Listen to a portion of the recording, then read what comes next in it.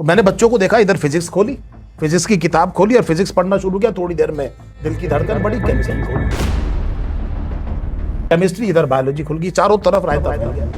है नहीं, 15, 16, 17 साल के बच्चे हैं और इस टाइम पर पहले अटेम्प्ट में कई बार पता ही नहीं चलता हुआ क्या, मतलब समझ ही नहीं आता करना क्या था, हुआ क्या, बोर्ड भी देना है, मतलब 50 चीजें हैं जिंदगी में और उम्र भी 16-17 साल की है, ठीक है, और मतलब जो है लाइफ को एंजॉय भी करना है, सब कुछ है। सही बात। और भी कम है जमाने में, और वो पता ही नहीं चला उसको पहले कि ये हुआ क्या, and that is very very natural. दो जने, कोई भी दो जने एक ही तरीके से एक ही जगह पर पहुंचे कोई जरूरी नहीं है। ये जो अभी आपने शब्द कहा, ये बहुत बढ़िया बात है कि जी उसने 5 बार क्या कर लिया, रिवीजन कर लिया। हाँ। मैं ऐसे भी जनों को जानता हूं जिन्होंने 10 बार किया और नहीं हुआ सिलेक्शन, और ऐसे को भी जानता हूं जिन्होंने एक ही बार किया और इतने अच्छे से किया, जो कि एम्स दिल्ली में। हम लोगों के साथ प्रॉब्लम ये होती है, हम काम शुरू करते हैं और काम जो है वो क्योंकि सिमट में नहीं आ रहा, तो फिर वो जो है हतोत्साहित हो जाता है। उस बच्चे को कह रहा हूं, तू ये 6-7 चीजें पढ़, बड़े आसानी से पढ़ी जा सकती, इसमें जो भी क्वेश्चन आएगा अपने को ये टारगेट दे, वो सही करो। इतना तो कर सकते हैं। ये 3 यूनिट्स हैं जो कि बहुत कंसेप्चुअल है, बहुत बेसिक है, बायोलॉजी की फाउंडेशन है। अगर जिसकी ये स्ट्रांग हो जाए, वो जिंदगी में मार।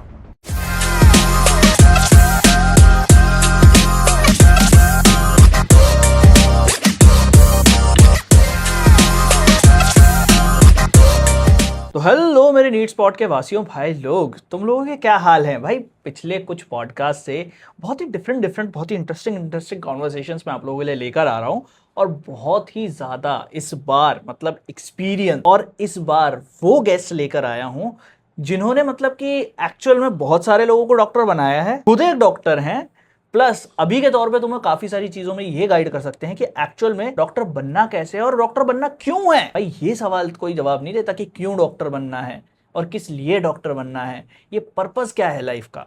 सारी चीजों के बारे में बात करेंगे और बात करेंगे कि अभी 2026 के जो बच्चे हैं उनकी प्रॉब्लम्स को कैसे सॉल्व करें। सब कोई 28 के बारे में बात कर लेगा कि 10वीं के बाद डॉक्टर कैसे बने, इसके बारे में बात कर लेंगे। भाई 11th वेस्ट हो गई तो क्या कर लें, लेकिन अभी के टाइम पे करना क्या जरूरी है, उस बारे में भी आज के इस पॉडकास्ट में बात करेंगे the one and only Sharma sir के साथ। शर्मा सर, आपका क्या हाल है? बहुत बढ़िया। पहले तो मैं आपके इंट्रोडक्शन पे जरूर एक बात कहना चाहूंगा जी। तो मेरा सिलेक्शन हुआ, AIPMT एग्जाम होता था जिसे हम नीट कहते हैं। इस एग्जाम को पहले all India pre medical test कहते थे। इसकी शुरुआत हुई 1988 में, पहली बार ये एग्जाम हुआ और मेरा उसी साल का सिलेक्शन है। तो इसका तो इसका मतलब जो आप बता रहे थे ना एक्सपीरियंस, तो कुछ लोग होते हैं सीनियर होते हैं, कुछ सुपर सीनियर होते हैं।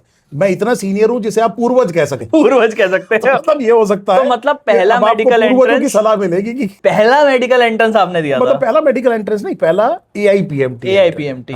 मेडिकल एंट्रेंस तो बहुत पहले से होता आ रहा है, लेकिन पहला जो AIPMT जिसका जो उत्तराधिकारी है वो नीट है। वो नीट है। हाँ, तो हम पहले बैच से। आप पहले बैच। आपने जो कहा एक्सपीरियंस बिल्कुल ठीक कहा, आप इतने सीनियर को पूर्वज बिल्कुल मान सकते। सर आप कौन से ईयर से पढ़ा रहे हैं? मतलब मेरे हिसाब से तो जहां तक मैंने सुना है सर, जब नीट आया भी नहीं था तब से नीट के बारे में पढ़ा रहे हैं। मैं असल में पढ़ा रहा हूँ 2004 से। 2004 से एग्जाम कितना बदला है अभी?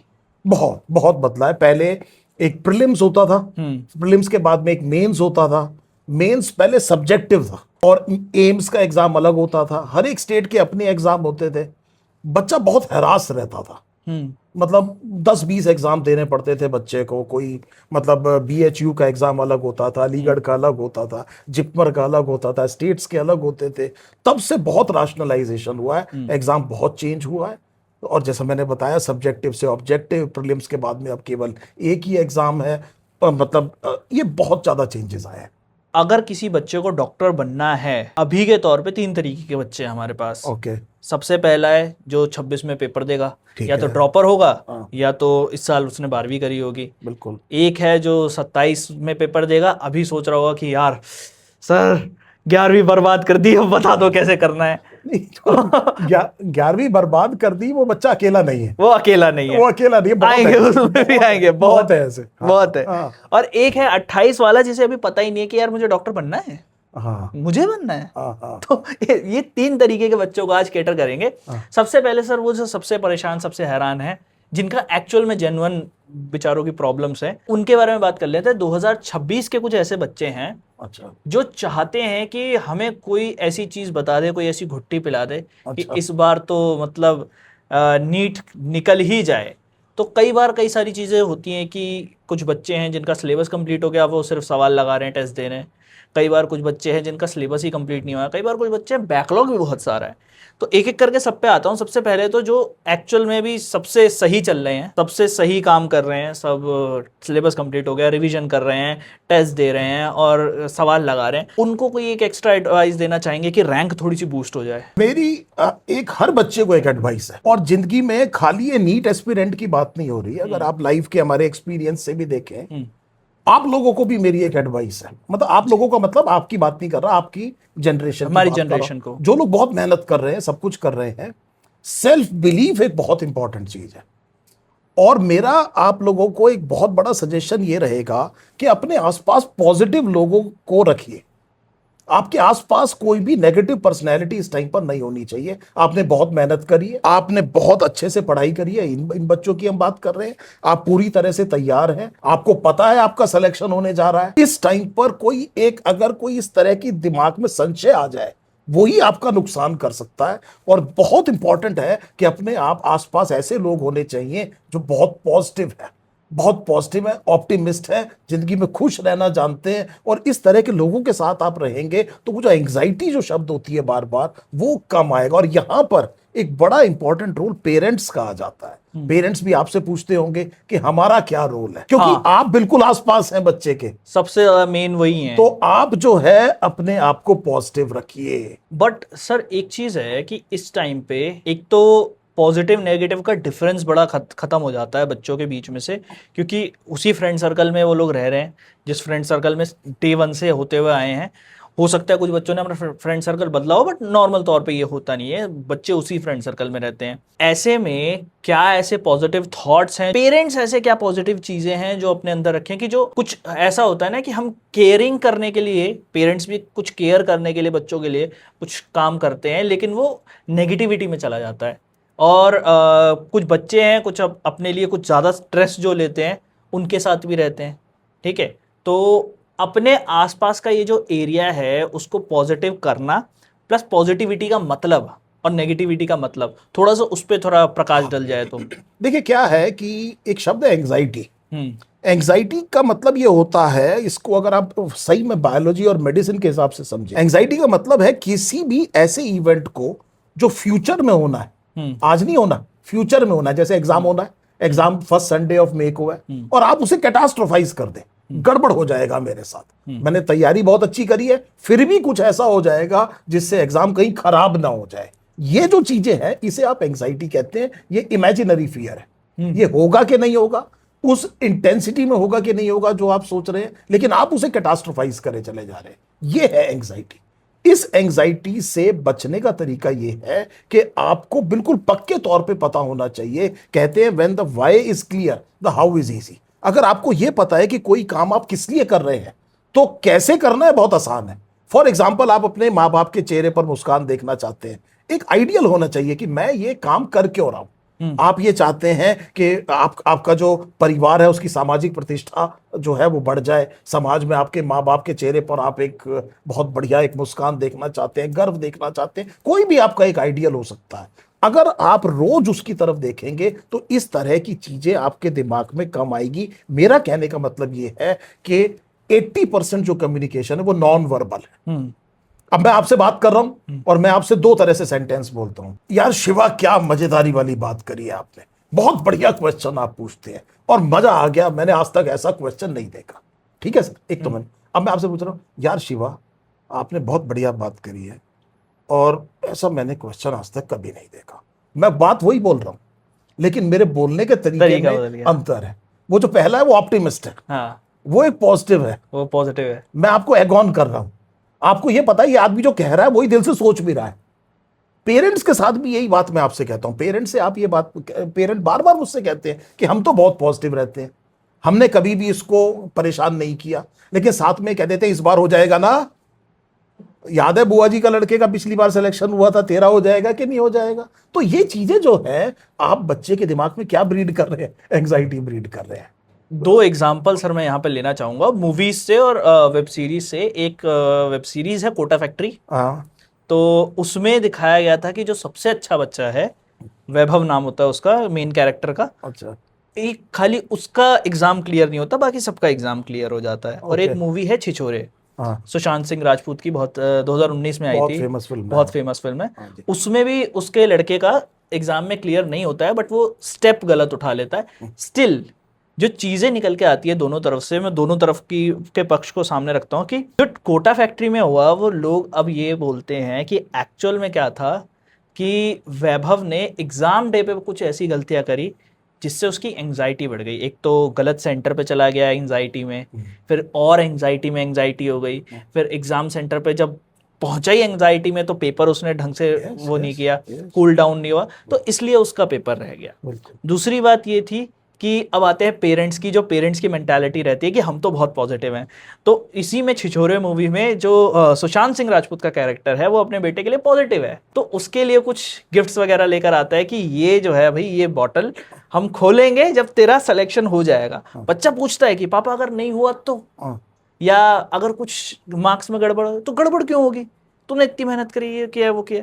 तो वहीं पे श्रद्धा कपूर का कैरेक्टर बोलता है कि नहीं, तुम्हें उसको एक्चुअल में ये चीज बोलनी चाहिए थी कि भाई अगर नहीं हुआ तो कोई बात नहीं, नेक्स्ट ईयर फिर देखेंगे। यस यस, मैं यहाँ पर एक बच्चे जो क्लास मेरी करते हैं, मैं बार बार कहता हूँ कुंभ का मेला नहीं है जो 12 साल में आएगा। आपने दिल में एक अपना क्या कर रखा है, एक लक्ष्य ले रखा है। अगर मान लीजिए कोई गड़बड़ हो भी गई तो 365 दिन कोई बहुत बड़ी चीज नहीं है। अगर आपका पैशन है, आप चाहते हैं, वही मैंने कहा ना, when the why is clear the how is easy. तो आप जो है इस तरह की एंग्जाइटी मत पालिए, बार बार कह रहा हूं, आखिर एक एग्जाम ही तो है। एक एग्जाम अकेला आपकी पूरी जिंदगी की वर्थ डिसाइड नहीं कर सकता। बहुत बड़ी एंग्जाइटी के कारण लोग मान लेते हैं कि अगर मेरा ये एग्जाम निकला तो मैं अच्छा हूं, मेरे माँ बाप मुझे पसंद करेंगे, अदरवाइज मैं इनके लिए कुछ नहीं हूं, दोस्तों में मेरी इज्जत क्या रह जाएगी। ये जो अननेसेसरी जो एक एक्सपेक्टेशन जो लोग अपने आप से बना लेते हैं, ये भी एंग्जाइटी ब्रीड करती है। तो मेरा कहने का मतलब है आप उसको सही पर्सपेक्टिव में रखिए। किसी भी चीज को सही पर्सपेक्टिव में रखना जिंदगी में किसी भी काम में सक्सेस अचीव करने का पहला स्टेप हो सकता है। पहले एक बार सोच लीजिए है क्या एक्चुअली जिसे मैं कर रहा हूं, और इसके लिए क्या क्या करना जरूरी है, वो सब काम मैं कर रहा हूं। तो जो आप कह रहे हैं क्यों नहीं होगा, क्यों नहीं होगा, सही बात, सही बात है।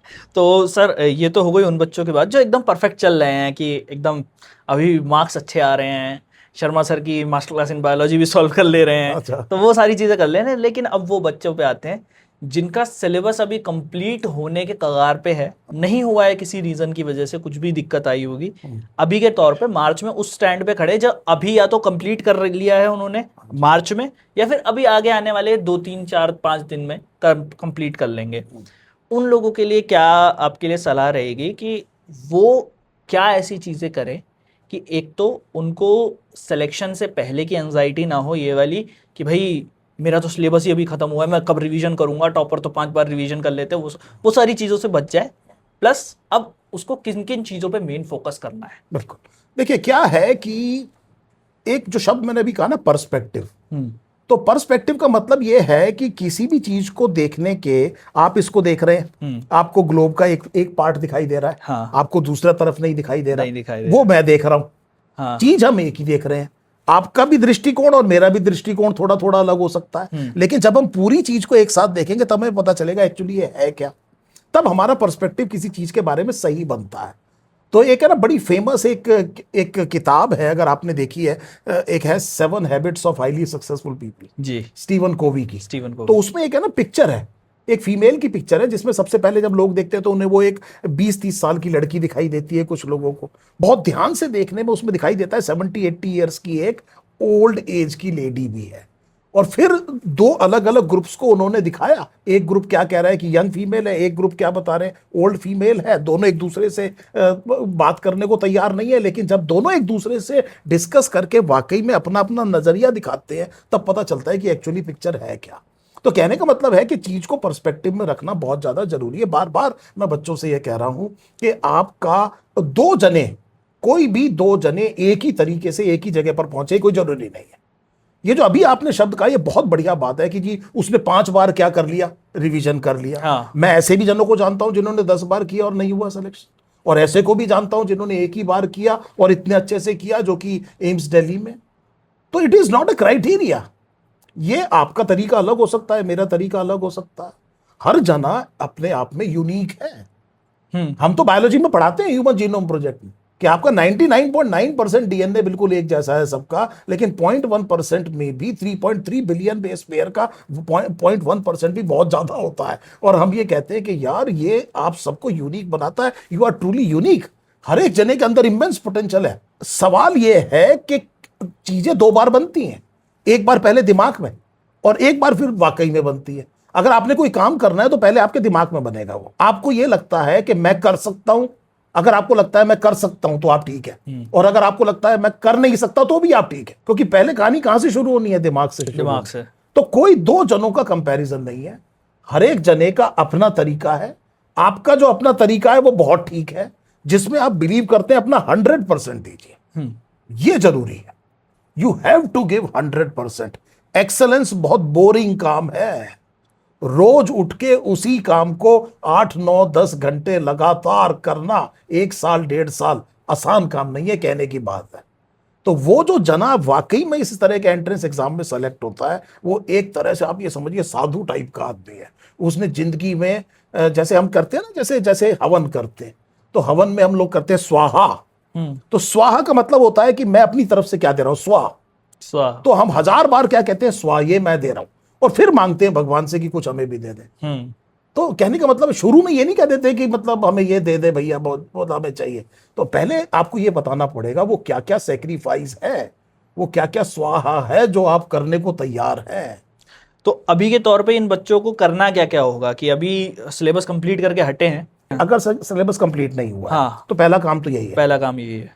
और बिल्कुल ना सोचे अभी अभी दिमाग में सबसे पहला काम क्या खत्म करें, सिलेबस खत्म। सिलेबस। और किसी भी, हमने तो देखा ही है, किसी भी बड़े काम को करने का तरीका है छोटे छोटे स्मार्ट गोल्स में कर लीजिए कि आज मेरे को ये 30 पन्ने करने हैं, तो this is how you achieve it.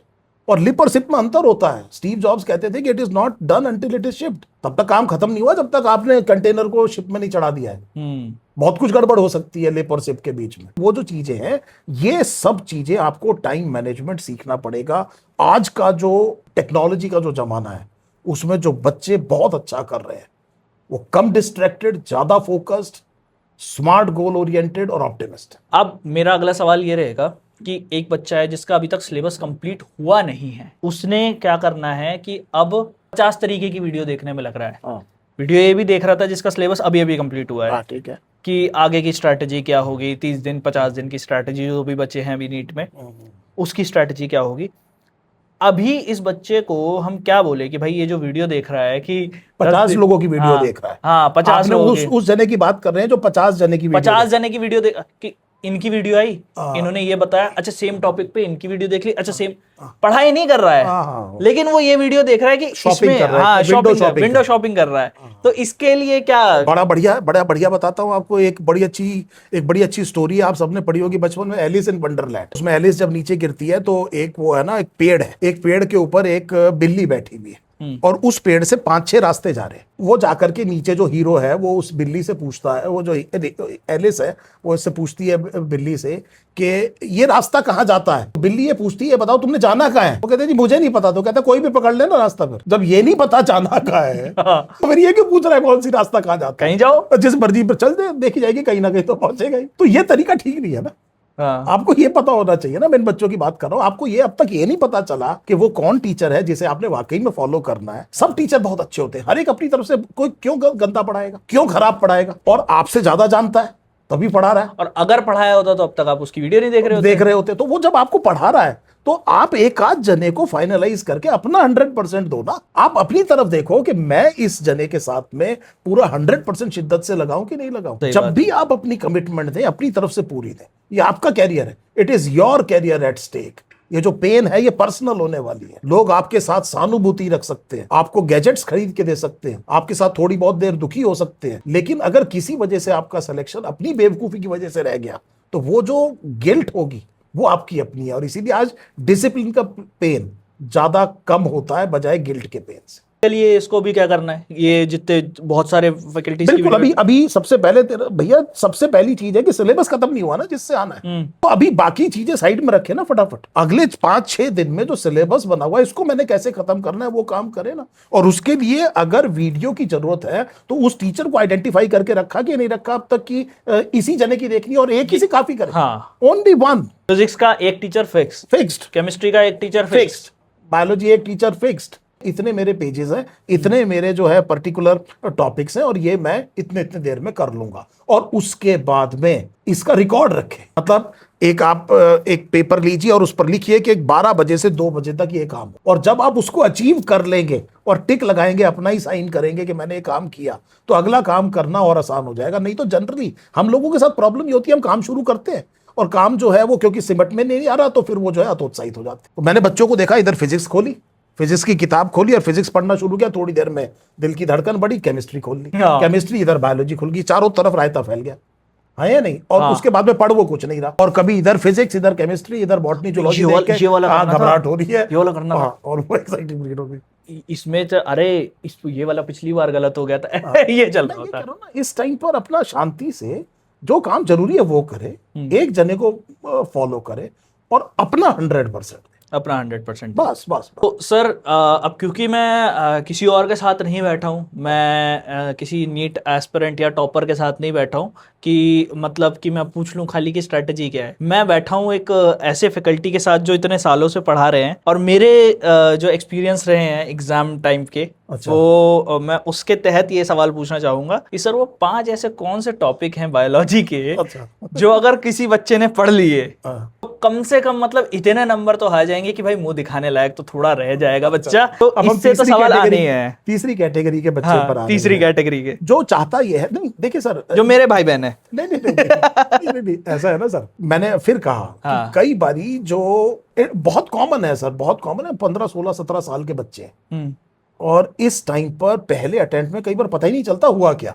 हाँ, मतलब समझ ही नहीं आता करना क्या था, हुआ क्या, बोर्ड भी देना है, मतलब 50 चीजें हैं जिंदगी में और उम्र भी 16-17 साल की है, ठीक है, और मतलब जो है लाइफ को एंजॉय भी करना है, सब कुछ है, सही बात, और भी गम है जमाने में, और वो पता ही नहीं चला उसको पहले कि ये हुआ क्या, and that is very very natural. लेकिन अगर आपने पहली बार पेपर दिया और आपको ये लगता है कि मैं इसको कर सकता हूं, ये बहुत बड़ा प्लस पॉइंट हो सकता है। अगर आपकी कोई भी तैयारी नहीं है तो मैं आपको एक चैलेंज देता हूं इस टाइम। आप एक काम करिए, कम से कम आप ये कहिए कि चलिए बायोलॉजी में मैं ये 5-6 टॉपिक पढ़ के जाऊंगा जो डुएबल है। मैं उस बच्चे की बात कर रहा हूं, मैं उस बच्चे की बात कर रहा हूं जो होगा नहीं, मान के चलो 0 है, कुछ नहीं किया, उस बच्चे को कह रहा हूं तू ये 6-7 चीजें पढ़, बड़े आसानी से पढ़ी जा सकती, इसमें जो भी क्वेश्चन आएगा अपने को ये टारगेट दे वो सही करो। इतना तो कर सकते हैं ना, इतना सही बात। अगर आपने कॉपी पेन निकाल लो, अब कॉपी पेन निकाल लो, तो अगर आपने ये काम भी कर दिया कि जी ये 6 टॉपिक करके जाऊंगा और इस 6 टॉपिक में जो क्वेश्चन आएगा वो ठीक कर दूंगा, this is the confidence you are taking for the next year. कि यार आप अपने माँ बाप से आंख मिला करके कहोगे कि मुझे एक मौका इस काम के लिए और। हाँ, तो मैं बार बार बच्चों से ये कह रहा हूं कि आप एक छोटा टारगेट बनाइए। आपने पूछा 5 कौन से टॉपिक है, बायोलॉजी की बात, बायोलॉजी की, तो बायोलॉजी में रॉकेट साइंस नहीं है, सबको पता है, बायोटेक्नोलॉजी, ठीक है, molecular basis of inheritance, principles of inheritance and variation, cell the unit of life, ठीक है, ये 4-5 टॉपिक्स हैं दोनों बायोटेक्नोलॉजी के जो कि सबसे इंपॉर्टेंट है। यहां पर आ जाएंगे, मतलब बड़े आराम से 25 से 30 क्वेश्चंस आ जाएंगे। तो ये सबसे कोर पार्ट है, ये सबसे कोर पार्ट है। ये टॉपिक्स अभी डुएबल भी हैं, अभी जब तक 3 नहीं आता है उससे पहले आराम से हो जाएंगे। और इसमें ज्यादातर, और मैं बता रहा हूं ना उन बच्चों के लिए जिन्होंने 12th किया, अभी 12th का एग्जाम दिया, मान लीजिए किसी बच्चे के दिमाग में यह है कि मैंने बोर्ड पे फोकस किया था, ठीक है, तो मैं इस बारी एंट्रेंस के लिए वैसे तैयार नहीं था, फेयर एनफ, बड़ी अच्छी बात, कोई बात नहीं, हाँ कोई बात नहीं, पर आपने 12th का बोर्ड की तो तैयारी करी ना, और उसके लिए कौन सी किताब पढ़ी, एनसीईआरटी, और नीट किससे आएगा, एनसीईआरटी से आएगा। तो आप 12वीं की क्वेश्चन ठीक कराना ना, देखो जायज चीज मांग रहे हैं, जायज एकदम जायज मांग रहे हैं। और शुरुआत सक्सेस की रिस्पॉन्सिबिलिटी ओन करने से हो। जब तक आप ये नहीं कहोगे कि जो मेरे साथ हो रहा है उसका जिम्मेदार मैं हूं, और आप हर चीज के ऊपर अगर किसी चीज को टालते चले जाओगे तो लाइफ में अचीवमेंट आसान नहीं। सबसे पहले आपको पकड़ना पड़ेगा कि यार जो मेरे साथ हो रहा है उसकी वजह मैं हूं। और जब आप ये काम करते हैं तो आप दूसरे को ब्लेम करना बंद करते हैं, और उसके बाद फिर आप कहते हो कि यार ये काम करना पड़ेगा, और रास्ते निकल के आते हैं बहुत आसान। आपने जो 12th में पढ़ा, अगर आपकी 12th की तैयारी अच्छी थी, आप खाली 12th अच्छा कर दीजिए। अगर मान लीजिए 12th में भी आपको लगता है कि जी हमने तो बस थोड़ा बहुत पढ़ा, मैं आपको कह रहा हूं कि कुछ टॉपिक सेलेक्ट कीजिए, अपने आप को बताइए कि ये 5 टॉपिक में से कुछ भी आ जाए ये मैं करके आऊंगा, तो ये आप एक कॉन्फिडेंस लेकर के आगे जाएंगे। तो it is not important what you have lost, what is important is what you are left with. तो ये जिंदगी में जरूरी नहीं है खो क्या गया है, जरूरी है बचा क्या है, वहां से शुरू होती है वहां से कहानी। शुरू होती है कहानी जी। अब आते हैं सर उन चीजों पे। बहुत सारे बच्चों का एक ही डायलॉग होता है 2027 के जो भी एस्पिरेंट होंगे, 11वीं तो वेस्ट हो गई तो अब तो डॉक्टर नहीं बन पाएंगे, अगले साल ड्रॉप लेके देखेंगे। और ये सारी चीजें जो है बच्चों के कॉमन परसेप्शन होते हैं कि 11वीं में नहीं किया तो 12वीं में थोड़ी होता है किसी का सिलेक्शन। तो इस कॉमन परसेप्शन पे एक तो क्या कहना चाहेंगे आप, प्लस दूसरी बात इस गधे को जो ये सोच रहा है, इस गधे को क्या बोलना चाहेंगे कि अगर इसका सिलेक्शन का दिल है कि मुझे सिलेक्शन तो लेना है पर तरीका नहीं पता कि कैसे लेना है, तो इसको क्या सजेस्ट करेंगे हम? एक यहां पर मैं एक बात कहूंगा। हाँ जी। एक बात कहूंगा, मान लीजिए मैं एक अपनी स्कूटी लेकर के रोड पे जा रहा हूं जी, और रेड लाइट है और मैंने रेड लाइट क्रॉस कर दी तो मुझे ट्रैफिक पुलिस वालों ने पकड़ लिया और वो चालान काट रहे। क्या मैं उनसे कह सकता हूं मुझे पता नहीं था कि अगर मैं रेड लाइट क्रॉस करूंगा तो मेरा चालान कटेगा? क्या ये एक्सक्यूज है? Ignorance is not a bliss. आज की दुनिया में सारी इंफॉर्मेशन अवेलेबल है। अब अगर आप कहें मुझे पता ही नहीं कि करना क्या है तो आप गलत कह रहे हैं। सब चीजें अवेलेबल है, हम बताते हैं आपको। आप ये मान के चलिए कि 11वीं अक्सर बच्चों की गड़बड़ हो जाती है। हाँ। बड़े बड़े कोचिंग इंस्टीट्यूट्स में 30% बच्चे ड्रॉप कर जाते हैं बैच ज्वाइन करके। This can happen. या आप अकेले नहीं है, अचानक लेवल चेंज होता है, स्कूल वाला कुछ और पढ़ा रहा है, इंस्टीट्यूट वाला कुछ और पढ़ा रहा है, इंस्टीट्यूट वाला कह रहा है स्कूल वाले बेकार है, स्कूल वाले कह रहे हैं कि इंस्टीट्यूट वालों ने नाश कर रखा है। तो ये 15 साल 16 साल के बच्चे की समझ नहीं आता कि ये दोनों पहले आपस में ही लड़ ले, तब मैं बताऊंगा। प्लस घर में जो अंकल है वो कुछ और वो कुछ और कह रहे हैं, कुछ और बोल रहे हैं। फिर पता लगा कि आपने मतलब जो है, एक बात सुनिए सर, जैसे फॉर एग्जांपल हमारे यहाँ एक बड़ा फेमस जोक है। मैं मेरठ मेडिकल कॉलेज से हूँ, तो वहां पे कई बारी जो वहां पर जो है ओपीडी में एक बड़ा बढ़िया जोक चलता था कि एक पेशेंट आया, उन्होंने कहा जी क्या हो रहा है? सारे शरीर में दर्द है, जहां भी हाथ लगा रहा हूं। तो डॉक्टर ने बताया बता भाई, तो उसने कहा यहाँ भी दर्द है, यहाँ भी दर्द है, यहाँ भी दर्द है, यहाँ भी दर्द है। बाद में पता चला उंगली में दर्द है उसके। तो जहां कर रहा था वहां दर्द है। तो मेरा कहने का मतलब है डायग्नोज तो करो कि दर्द का है। तो ये काम तो बहुत इजीली डुएबल है, जहां से जागो। अभी मैंने आपसे कहा it is not important what you have lost, जो बचा है वो ज्यादा जरूरी है। और वहां से कैलकुलेट करो। जैसे मैं और कपिल सर, हम लोग हर बार 1 घंटे कैलकुलेट कर देते हैं कि इतने नंबर ऑफ आवर्स चाहिए। तो वो नंबर ऑफ आवर्स आपको इनपुट देना है।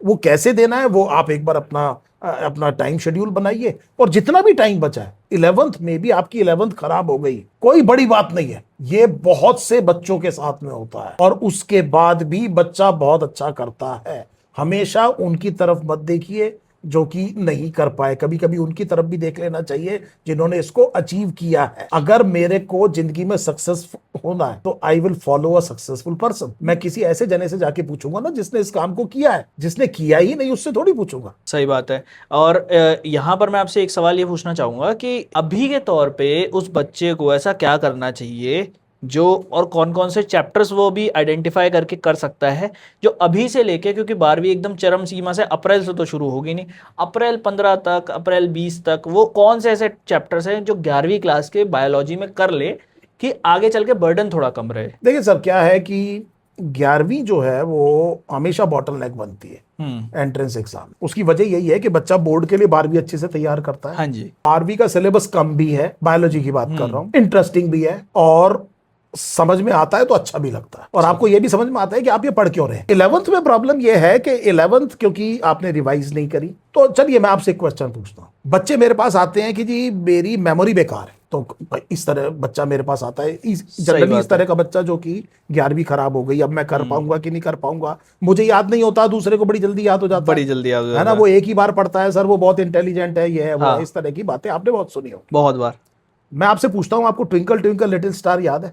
आपका ये है twinkle twinkle little star how I wonder what you are up above the world so high, व्हाई a diamond in the sky. आपने 15 साल में सुनाई है किसी को? नहीं है तो कैसे याद है?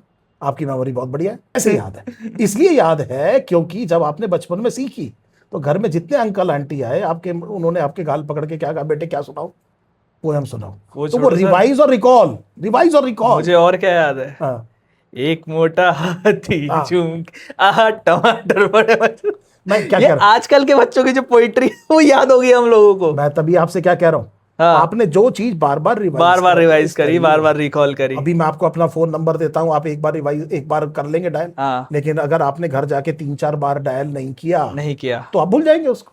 जैसे घर वालों के नंबर हमें याद है, हाँ, लेकिन किसी तो और का मैं यहाँ नंबर पर नहीं दो याद दो रहेगा। दो दो बच्चों की बात कर रहा हूँ। एक वो देखिए सर, हमारे ब्रेन में दो बहुत इंपॉर्टेंट रीजन्स हैं, इनको बायोलॉजी समझ में आएगी बच्चों। हाँ हाँ हाँ। हमारे ब्रेन में एक डायनसेफेलॉन पार्ट है, उसका एक पार्ट है थैलेमस। थैलेमस अटेंशन फिक्स करता है। जब आप किसी चीज को सुनते हैं तो बड़े ध्यान से सुनते हैं, उसके पीछे थैलेमस है। और उस जब आप अटेंशन फिक्स करते हैं तो वो शॉर्ट टर्म मेमोरी कहते हैं। टीचर क्लास में पढ़ा रहा है, आपने बड़े ध्यान से देखा ये क्या पढ़ा रहा है, तो वो शॉर्ट टर्म मेमोरी बन। फिर एक पार्ट है लिम्बिक सिस्टम का, उसे कहते हैं हिपोकैम्पस। नीट के लिए बड़ा इंपॉर्टेंट क्वेश्चन भी है। वो हिपोकैम्पस शॉर्ट टर्म मेमोरी को लॉन्ग टर्म मेमोरी में कन्वर्ट करता है। आप क्या करते हैं, घर जाके रिवाइज करते हैं और कुछ दिनों बाद टेस्ट देते हैं। ये है पढ़ने का तरीका। पहले आप क्लास में बैठिए, आपका थैलेमस ठीक काम करना चाहिए, अटेंशन से सुनिए, दिमाग में रजिस्टर होगा। दूसरा स्टेप ये है कि घर जाके रिवाइज करना है, नहीं तो निकल जाएगा दिमाग से। और तीसरा तरीका ये है कि कुछ दिनों बाद रिकॉल करना है, ये आपकी मेमोरी का पार्ट बना भी कि नहीं, ये टेस्टिंग करेगी आपके लिए काम। तो कहीं ना कहीं अगर आप इस प्रोसेस में छेड़छाड़ करेंगे तो दिक्कत होगी। अगर आप मान लीजिए क्लास में नहीं समझ पा रहे कि टीचर क्या कह रहा है, तो थैलेमस की समस्या है। हाँ। अगर आप क्या कहते हैं, रिवाइज नहीं कर रहे घर नहीं तो आके। रिवाइज रिकॉल, तो आप जो है ना, आपका हिपोकैम्पस अभी स्ट्रांग नहीं है। तो मेरा टेस्ट नहीं दिया तो टेस्ट नहीं दिया तो बहुत बड़ी गड़बड़ कर रहे हैं। बहुत बड़ी गड़बड़ कर रहे हैं। टेस्ट आपको ये बताएगा कि एक्चुअली असलियत है क्या।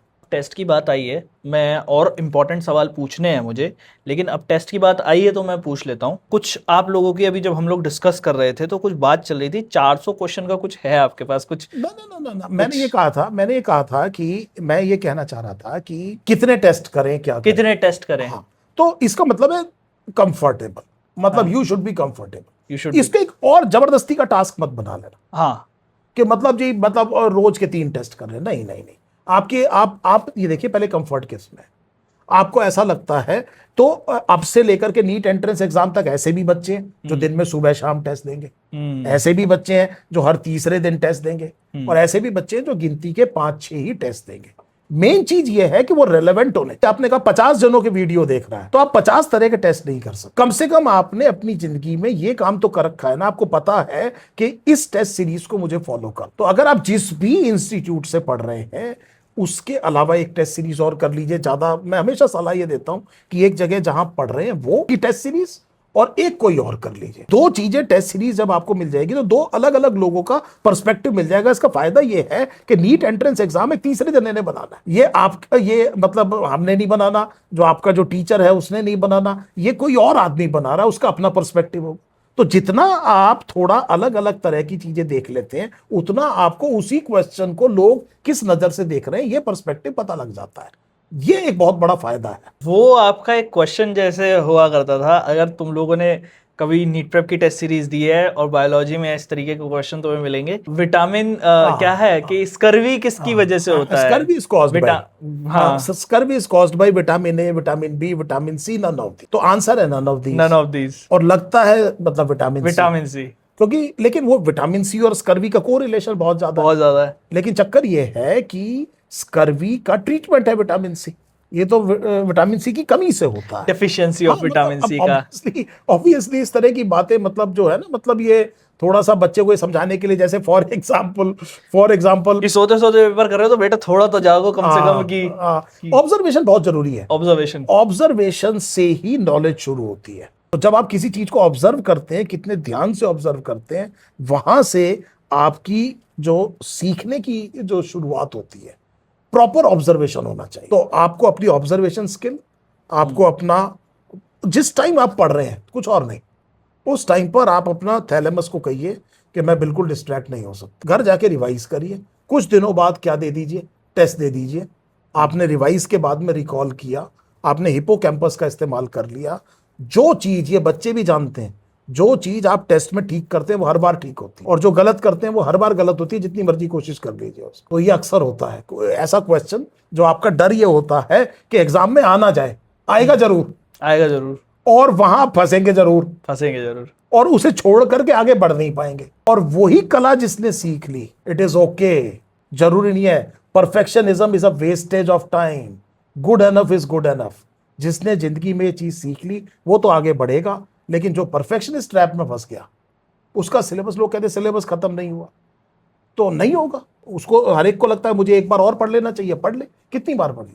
अब इसका मतलब जब आप डॉक्टर बन जाओगे तो हर बार मरीज को कहोगे 5 मिनट बैठ, मैं आ रहा हूँ, क्या किताब पढ़ के आओगे वापस? अंदर जा रहे किताब अंदर पढ़ जा के रहे फिर फिर किताब पढ़ के वापस आ रहे, वाह, फिर उसने कुछ और चीज पूछ लिया कि रुक मैं फिर आया हूँ, ऐसे थोड़ी करोगे आप। कि जी इसको तो ये वाली बीमारी, ये वाली क्लास रहेगी, रुक जाओ मेरे को। इमरजेंसी में आपकी पोस्टिंग है, हाँ ठीक है, और मरीज आ रहा है कि डॉक्टर साहब क्या होगा, मान लो मरीज के रिलेटिव है ना, दांत की उंगली ऐसे दबा रहे, घबराहट में है कि डॉक्टर साहब क्या होगा, डॉक्टर साहब दोनों हाथ की उंगली दबा रहे, पता नहीं आज रिवाइज तो आज तो रिवाइज नहीं किया, आज तो रिवाइज नहीं किया, अब आज तो रिवाइज नहीं किया, कोई मतलब है इस बात का? सही बात है। और डॉक्टर के मुंह से मैं ये सुन लूं, मैं कितना डर जाऊंगा। आपकी सोचो क्या हालत होगी। आधा तो मैं वैसे ही और मर जाऊंगा। ये क्या झंझट है ये तो कह रहा है अभी रिवाइज कहीं, करो। हाँ उल्टा ना हो, मरीज कहे कि नहीं डॉक्टर साहब बैठो आराम से, पानी वानी पियो, कोई बात नहीं, मैं लाता हूँ पानी, है ना, कहीं इस तरह तो नहीं होना चाहिए। आप कमरे में सबसे ज्यादा कॉन्फिडेंट दिखने तो चाहिए, अगर आपको नहीं भी याद आ रहा है तो आप ये तो कहो कि भैया इनको ऑक्सीजन लगाओ, मैं जरा ग्लव्स पहन के आ रहा हूँ, तब जाकर के देख लो क्या है। हाँ पर आप किसी के सामने आप कॉन्फिडेंस अगर शो नहीं करेंगे तो गड़बड़ हो जाएगी ना तो सर, पैनिक कर जाओगे आप बिल्कुल भी panic और कर जाओगे। माहौल भी। आप भी। सर अभी मेरा एक सवाल जो था वो रह गया कि कौन कौन से ऐसे चैप्टर्स हैं 11वीं के जो बच्चा अभी के टाइम पे पढ़ ले ताकि बर्डन ना पड़े आगे चल के, तो क्या क्या चैप्टर्स हो सकते देखिए हैं? क्या है कि बच्चे ने जब मेडिकल कैरियर चूज किया हम्म तो मेरे सब्जेक्ट वालों को बहुत फायदा है, क्योंकि ये सब्जेक्ट उनका प्रिय है बच्चों का। अगर उन्हें तीनों सब्जेक्ट में सबसे ज्यादा कुछ आता है तो वो बायोलॉजी बायोलॉजी है कि नहीं। और बायोलॉजी में क्योंकि वो मेडिकल फील्ड में जाना चाह रहे हैं, ह्यूमन फिजियोलॉजी उनको बहुत पसंद है, और पूरी यूनिट 11th में ह्यूमन फिजियोलॉजी है। ये वो यूनिट है जो एक्चुअली आपने जाके फर्स्ट ईयर एमबीबीएस में पढ़नी है। ये वो यूनिट है बायोमोलिक्यूल्स, ये वो यूनिट है जो आपने जाकर के एमबीबीएस में पढ़ना है। आप जब कई बार ये सोचते हैं कि क्या इसका कोई फायदा भी है आगे, तो ये रहा फायदा। आप बायोमोलिक्यूल्स यहीं से पढ़ के जाइए, आप ह्यूमन फिजियोलॉजी यहां से पढ़ के जाइए, रेस्पिरेशन इन प्लांट जो चैप्टर है, 11th की बात बता रहा हूं मैं, रेस्पिरेशन इन प्लांट जो चैप्टर है, वही रेस्पिरेशन जो सेलुलर रेस्पिरेशन है वो एनिमल्स में भी होता है, वो आपको मेडिकल कॉलेज में भी पढ़ना है। तो ये वो सारी चीजें हैं, ह्यूमन फिजियोलॉजी, प्लांट फिजियोलॉजी और सेल बायोलॉजी, ये 3 यूनिट्स हैं जो कि बहुत कंसेप्चुअल है, बहुत बेसिक है, बायोलॉजी की फाउंडेशन है। अगर जिसकी ये स्ट्रांग हो जाए वो जिंदगी में मार नहीं। वो अभी ये 11वीं वाले बच्चे ये पढ़ लेंगे, अगर एग्जाम वगैरह खत्म हो गए टेंशन फ्री होके 12वीं में जा सकते हैं आराम से, बिल्कुल बिल्कुल कोई दिक्कत नहीं है। थोड़ा सा अगर 11वीं वाले बच्चों की थोड़ा सा और अगर हम लोग बातचीत करें तो उनका एक कंसर्न रहता है कि हमेशा 12वीं में जाके बोर्ड्स का और जो नीट की तैयारी का टाइम कैसे मैं मैनेज करूंगा, कि मुझे बोर्ड्स की भी तैयारी करनी है, मुझे नीट की भी तैयारी करनी है। हालांकि हमें तो पता है एज ए थर्ड पर्सन, हमें पता है इतने टाइम से मैं अभी नीट के लोगों से बात कर रहा हूँ, कपिल सर से मेरा काफी ज्यादा एक्सपोजर है, कि बात तो एक ही है, करना नीट भी है, करना बोर्ड्स भी है, तो वो सिलेबस तो चेंज होगा नहीं, सिलेबस सिमिलर सा है। लेकिन फिर भी एक बच्चा जो है वो टाइम मैनेजमेंट मांगता है कि नहीं मुझे इसके लिए इतना करना है, इसके लिए इतना करना है। क्या टाइम मैनेजमेंट की स्किल्स डेवलप करनी है, प्लस किस तरीके से अपने टाइम को ऐसा मैनेज करना है कि बोर्ड्स अपना स्कूल उसको एक साइड रख के अब नीट की तैयारी पे वो इतना फोकस कर ले कि अब पहले अटेम्प्ट में निकाल दे। अब देखिए इस टाइम पर जब हम बात कर रहे हैं तो अब तो मेरे ख्याल से आज 12th का आखिरी पेपर है, आखिरी पेपर इंग्लिश आखिरी है, शायद मैं गलत हो सकता हूँ। तो वो वाला अब बोर्ड वाला काम तो खत्म हो गया, बोर्ड वाला काम खत्म। जब वो खत्म हो गया तो अब तो एक ही चीज है, एक ही चीज। अब आप कह रहे हैं कि यहां से लेकर के अगले कुछ हफ्तों तक टाइम कैसे मैनेज करें। वो नहीं, मेरा ये है कि जो अब 11वीं बच्चा देकर आया है वो 12वीं में जब जाएगा तो वो कैसे टाइम मैनेज करेगा। Okay okay okay okay. तो देखो बेटे, हमेशा ये याद रखना कि टाइम मैनेजमेंट तब होगा जब आपके पास टाइम की इन्वेंट्री हो। अब ये बात मैं अपने गुरु से सीखी हुई बात बता, तो मैं गया कि सर टाइम कैसे मैनेज करें, तो उन्होंने कहा टाइम जाता कहाँ है, तो मैंने कहा जी मुझे पता नहीं, तो फिर मैनेज कैसे करेगा। आप पहले सबसे पहले अपना एक लिख लीजिए कि जनरली आप कितने बजे सो के उठते हैं, जनरली आप क्या करते, तब आपको एकदम समझ में आ जाएगा अपना देख करके, यार इतना टाइम तो मैं खराब ही कर देता हूं। तो जब आप 2-3 दिन इस काम को लिख लेंगे तो इसे कहते हैं टाइम इन्वेंट्री, और ये ईमानदारी से करिए, आपको खुद ही पता लग जाएगा कि आपने क्या क्या गड़बड़ कर रखी है। मेरी पहचान में एक हैं, वो अपने बेटे से ये काम करवाते हैं, और वो ये भी करवाते हैं कि भाई तुम वो चीज़ भी नोट डाउन करोगे, जैसे मान लो आज तुम्हें पर्टिकुलर टाइम के लिए फ़ोन यूज़ करना था या बाहर जाके खेलना था, लेकिन तुमने ज़्यादा ले लिया, तो ये चीज़ भी नोट कर लो। मैं तुम्हें कुछ नहीं कह रहा, तुम बस नोट करके रख लो, ये कल देख लेना। बिल्कुल। और ये जो बच्चे हैं ना जो 11th से 12th में आ गए, हाँ, जो 10th से 11th में आया था वो बच्चा अलग है, वो अलग अब है, ये 11th से 12th में आया ये बच्चा अलग है, ये अलग है। ये कॉन्फिडेंट ज्यादा है, ये ग्रो कर गया, ये अब जो है रियल मायने में अब इसको समझदारी भी हाँ, है कि ये मुझे एक- पढ़ना है अब। एक बार ये 11वीं के मजे ले चुका हाँ। है ना, ये देख चुका है जरा सी, वो कहते हैं ना सावधानी हटी दुर्घटना दुर्घटना घटी, घटी। है ना, कुछ ही दिनों में गड़बड़ हो जाती है, अगर कुछ दिनों में भी अगर ढील छोड़ दी गई, ये उस चीजों से निकल चुका है, उसे पता है और अब वो डिटरमिन्ड है अगर उसे करना है तो सबसे पहले टाइम इन्वेंट्री बना और उस टाइम इन्वेंट्री में हर उस काम को नो कर दे जो कि नीट के लिए ठीक नहीं है। अपने आप टाइम मैनेज। जिंदगी में मैं अपने गुरुजी की शब्द इस्तेमाल कर रहा हूं, जिस छोटे से शब्द ने लोगों का टाइम बचाया है वो नो है, NO। और ये बात मुझे उनकी बहुत स्ट्रांग लगती है। वो हर उस काम को मना कर देते हैं जो नहीं करना चाहिए और इसीलिए उनके पास वो टाइम बचता है उस काम के लिए जो इंपैक्टफुल है। क्योंकि जिंदगी में आपको कहीं ना कहीं जिस टाइम पर आप जिस पड़ाव पर है और आपने अब डिटरमिन कर लिया, कोई बात नहीं, do not freight about the past. जो हो गया हो गया, पास्ट का रिग्रेट तो होना ही नहीं चाहिए, फ्यूचर की एंग्जाइटी नहीं होनी चाहिए। इसे कहते हैं कंपार्टमेंटलाइजेशन। आज में जिंदगी जीनी है, बहुत कम लोग इस काम को कर पाते हैं। हम जनरली या तो ये सोच रहे होते हैं पीछे मैंने गलती क्या करी और उसका रिग्रेट होता है हमको, या फिर हम ये सोचते हैं वो जो मैंने एंग्जाइटी बताया था कि आगे क्या होगा। आज तो हम देख ही नहीं रहे, वो जो आज है वो इस्तेमाल आप इसलिए नहीं कर पा रहे, या तो रिग्रेट है 11वीं का, या आप सोच रहे हो पता नहीं क्या होगा एग्जाम में। ये एग्जाम में जो होगा उस पर सबसे बड़ा इंपैक्ट आप अभी अपने इस टाइम को यूटिलाइज करके कर सकते हैं। आपने अगर अपना रिजल्ट चेंज करना है आपके हाथ में कि आप इस टाइम का क्या करते हैं। सुबह से शाम तक हमारे पास चॉइसेस हैं। सुबह उठना है टाइम से कि नहीं उठना है, यस और नो, चॉइस है ना सर, है ना। उसके बाद में कितनी देर में पढ़ने बैठना है, चॉइस है ना। मैंने कितनी देर सोशल मीडिया में जाना है, चॉइस है ना सर। कुछ बच्चे कहते होंगे नो, कुछ कहते होंगे यस। और शाम तक आपकी प्रोडक्टिविटी आपकी चॉइस डिसाइड कर देती है कि आपने हर जगह हर टाइम पर जब आपके सामने ये चॉइस आई थी तो आपने कौन सी पाथ लिया। डेली टारगेट रखने का एक जो कॉन्सेप्ट है, क्या इस वाले जो कैटेगरी के स्टूडेंट है जिनकी अभी हम बात कर रहे हैं, इनके लिए कोई फायदेमंद है? देखिए सर, मेरा मानना या पहले इन्वेंट्री मैनेज इन्वेंट्री तो जरूरी है। जरूरी मतलब है। सबसे पहले तो आप अपने को ये देखो कि जो आपके पास जो नंबर ऑफ सेकंड्स है पर डे, इसको आप कैसे यूटिलाइज करो। जो ज्यादा प्रोडक्टिव आदमी है उसको बेहतर तरीके से यूटिलाइज कर रहा है। 24 घंटे में सबके पास 24 घंटे, आपके पास भी, मेरे पास भी, हर एक के पास। आप कैसे इस्तेमाल कर रहे हैं, मैं कैसे इस्तेमाल कर रहा हूं, दोनों में यहां अंतर आ जाता है। ये चीज ऊपर वाले ने सबको बराबर दी। तो यहां पर आप इस टाइम को ये समझिए कि ये आपकी सबसे बड़ी कॉमोडिटी है और इसमें अगर आपने अपना मेहनत करी तो रिजल्ट तय है, क्यों नहीं आएगा। एक बात बताओ सर, आप, मैं एक कोई डिश बनाना चाहता हूं, रेसिपी मेरे पास है, सबसे बढ़िया मैंने मसाले ले लिए, आराम आराम से मैं उसे भून रहा हूं फर्स्ट क्लास, जितना टाइम देना है सब बढ़िया टाइम दे रहा हूं, हर एक स्टेप प्रॉपर कर रहा हूं, क्यों खाना अच्छा नहीं बनेगा मुझे बताइए। सही बात है, सारे स्टेप्स अगर सही किए हैं तो खाना भी बढ़िया बनेगा, है कि नहीं। अब मान लो सपोज करो छोले हैं, अगर आपको एक दिन पहले आप भिगो के रखते हैं तो अगले दिन अच्छे बनते हैं, पर अगर आपको आधे घंटे में बनाने तो 2-4 कुकर की सीटी से भी बनते हैं, पर वो मजा नहीं आएगा। हाँ। तो अब समस्या ये है कि आपने कौन से छोले खाने, आप डिसाइड करो। और एक चीज़ जहाँ मैंने आपको शायद टोक दिया था कि 12वीं के जो बच्चे हैं जिन्होंने अभी एग्ज़ाम दे दिया है और अब नीट के लिए 2-4 उनके पास हफ्ते बचे हैं, उनको क्या करना चाहिए था टाइम इन्वेंट्री के लिए? हम कुछ उनके बारे में बात कर रहे थे। उनके लिए तो बड़ा सिंपल है सर, अब से लेकर के नीट एंट्रेंस एग्जाम में हर वो काम ना है जो नीट के लिए नहीं, ठीक है। ये कोई बड़ी चीज नहीं है जिंदगी में, 4 से 6 हफ्ते पूरी तरह से झोंक देना कोई बड़ी चीज नहीं है इसमें। लेकिन take a very good care of your health. इस टाइम पर जो सबसे बड़ा खतरा ये है कि कहीं कोई वायरल इन्फेक्शन ना हो जाए।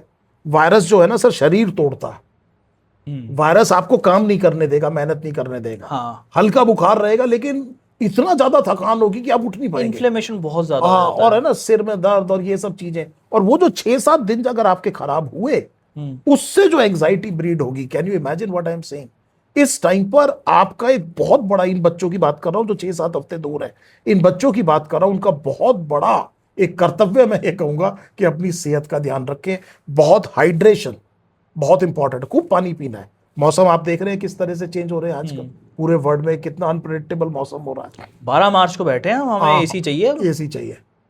तो इतना चेंज आ रहा है सर, इनको अपना खाने पीने का ध्यान रखना चाहिए, इनको proper sleep is very important, और हाइड्रेशन। सही। ये 3 चीजें, कुछ विटामिन वगैरह लेते हैं, कोई है बहुत अच्छे, और एक हेल्दी डाइट लें, और ये मान के चले कि अगले 6-7 हफ्ते में मैं जो है वो हर अपनी तरफ से स्टेप करूंगा जो प्रिवेंटिव है, जिससे मेरे चांस कम हो जाए गड़बड़ होने के। हो जाए तो फिर कोई बात नहीं, तब की तब देखेंगे, लेकिन एटलीस्ट जबरदस्ती ना करें उसका। स्लीप की सर आपने बात करी, मैं एक चीज़ पूछना चाहूँगा कि स्लीप में अभी के बहुत तौर पे बहुत सारे बच्चे जिन्होंने शायद ड्रॉप लिया होगा या फिर जिनके अर्ली जो है प्री बोर्ड के टाइम पे स्कूल बंद हो गए थे, उन्होंने एक काम ये किया होगा कि रात को जग के पढ़ना और सुबह 8 बजे या 4-5 बजे सो जाना और फिर उसके बाद उठना।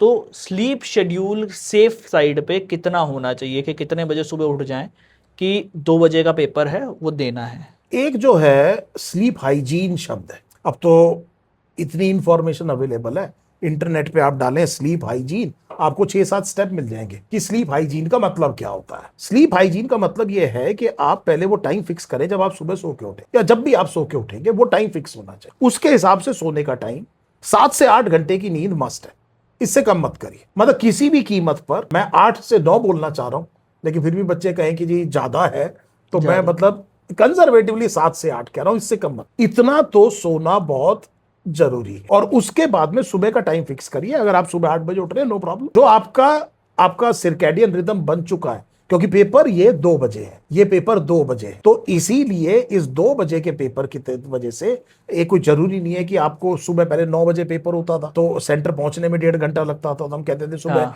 5 बजे उठने की आदत डालो। ऐसा कुछ नहीं, आप जो कर रहे हैं, अगर आप 8 बजे सो के उठते हैं, आप 8 बजे सो के उठिए।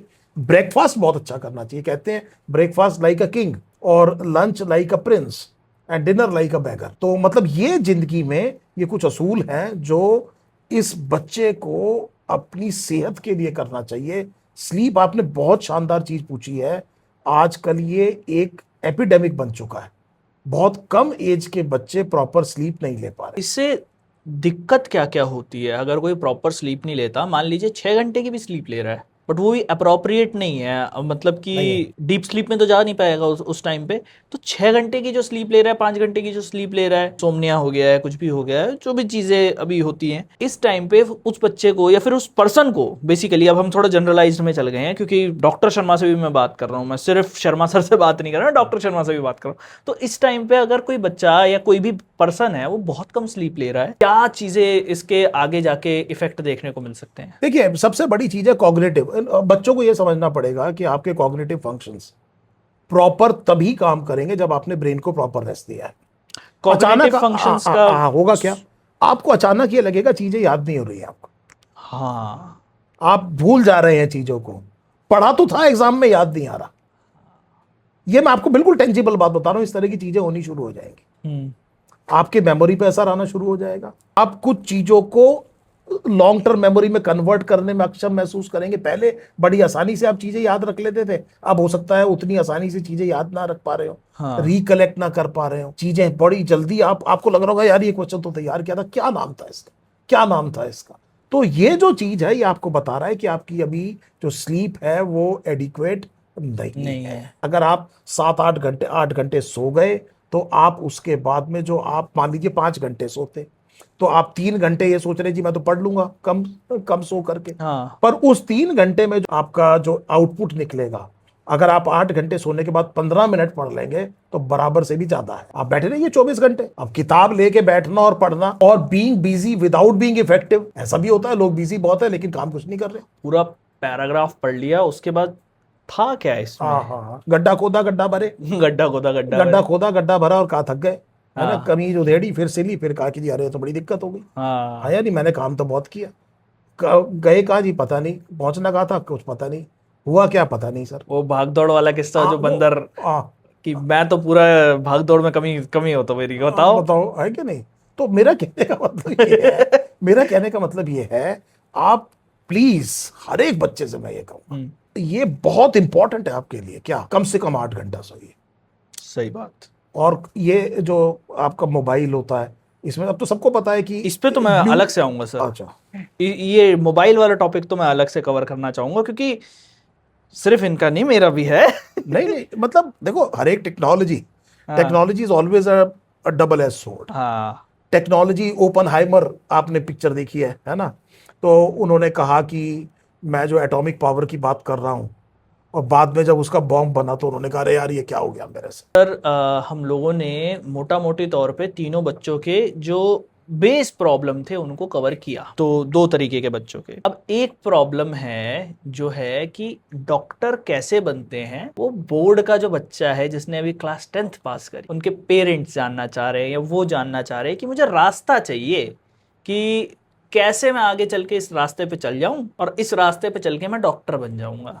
तो क्या वो रास्ता होना होगा कि अभी से लेके अगले 2 साल तक, 2028 में जब वो नीट का एग्जाम दे रहा होगा मई के पहले संडे को, तो उस रास्ते पे जब चलेगा तो वो एग्जाम में कॉन्फिडेंटली बैठा हो। तो ये बात तो हम और कपिल सर, आप और कपिल सर कई बार कर चुके। किसी भी काम के पीछे नंबर ऑफ आवर्स है, ये बड़ी रॉकेट साइंस नहीं है। बहुत कम लोग इस काम को कर पाते हैं। सच्चाई ये है कि साइंस बहुत सिंपल है, लेकिन उसे फॉलो करना बहुत मुश्किल है, क्योंकि ये 2 साल लगातार रोज सुबह उठ करके इस काम को करना है।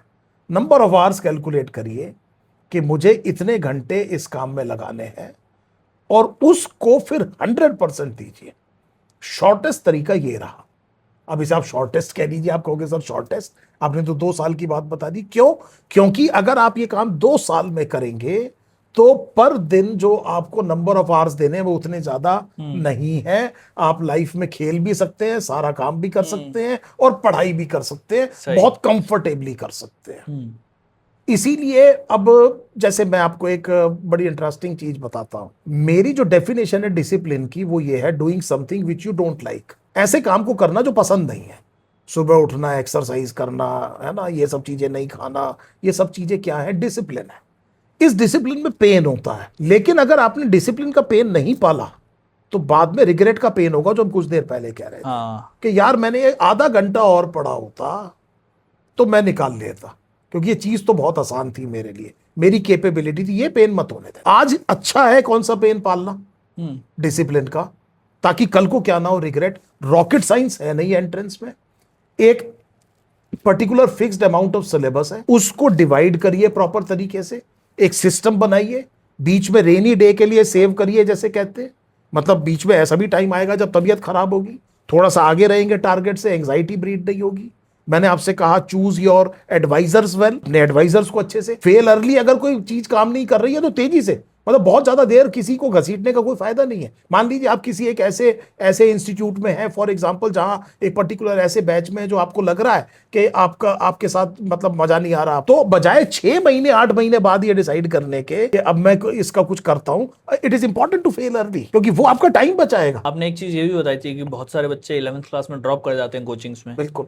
मैं एक चीज ये पूछना चाहता हूँ कि क्या हम इनको एक प्रॉपर ऐसा टूल किट दे सकते हैं कि एक तो नीट का एग्ज़ाम इन्होंने देना है, आगे चल के अगर डॉक्टर बनना है, एमबीबीएस करना है, तो ये चीज़ तुम लोगों को ध्यान में रखनी चाहिए। प्लस आगे चल के हमें पता है कि ऑफलाइन कोचिंग जो है वो बच्चे के लिए एक बेस्ट ऑप्शन रहती है कि डिसिप्लिन में रहता है बच्चा। ऑफलाइन कोचिंग अगर चूज़ करनी है उसे या उसके पेरेंट्स को, तो क्या क्या क्राइटेरिया उसको देखने चाहिए कि भाई ये चीज़ें होनी ही चाहिए, वरना फिर हम कहीं और देखते हैं। तो देखिए क्या है सर कि जो मैंने अभी जब हमने साइंस की बात करी, तो साइंस की हमने बात ये करी, किसी भी इंस्टीट्यूट में, किसी भी बैच में सभी जो बच्चे बैठे हुए हैं सबकी एक ही रैंक नहीं आती।